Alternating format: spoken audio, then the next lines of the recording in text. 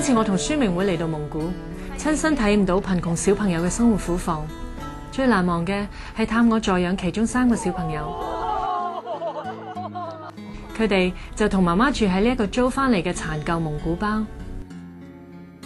一個係8歲嘅沙基、6歲嘅達根同4歲嘅帕沙。當小朋友嘅媽媽講到生活嘅境況，就喊起上嚟。原來佢丈夫因為犯事判咗25年監，所以家庭重擔就放喺佢身上。本來佢有一份清潔嘅工作，但係最近經濟唔好，佢冇嘢做，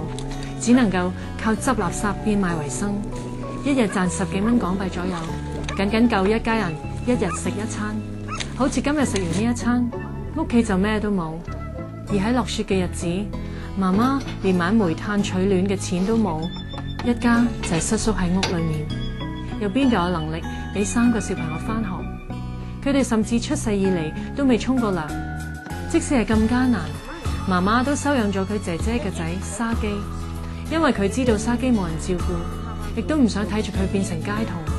所以就毅然帶咗佢返屋企。我真係俾呢一位媽媽嘅愛心所感動。為咗俾佢哋一家有一個新嘅開始，唔使再寄人籬下，宣明會透過助養兒童計劃，幫佢哋起咗一個新嘅蒙古包。我同佢哋一家人，仲有宣明會嘅同事都好開心咁一齊幫手。過程之中，完全感受得到施比受更為有福嘅呢種快樂。我覺得唔單止係為佢哋建設緊一間屋，而係為佢哋建設緊一個新嘅希望。